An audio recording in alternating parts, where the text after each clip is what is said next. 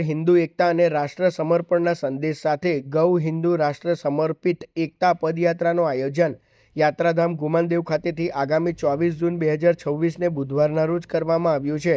આ કાર્યક્રમ ગુમાનદેવ પીઠ સાથે સંકળાયેલા ભક્ત પરિવાર દ્વારા આયોજિત કરવામાં આવ્યો છે।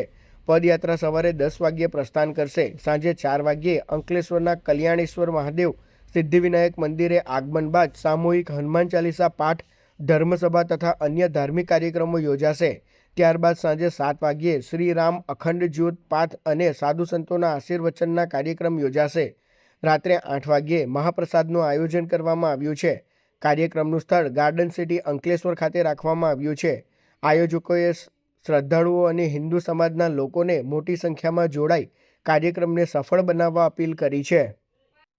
આજે હિન્દુ ગૌ રાષ્ટ્ર એકતા પદયાત્રાનો એક જ ધ્યેય ઉદ્દેશ છે કે આપણે ગૌ માતાને રાષ્ટ્રમાતા ઘોષિત કરો અને આપણે હિન્દુસ્તાનને હિન્દુ રાષ્ટ્ર ઘોષિત કરે।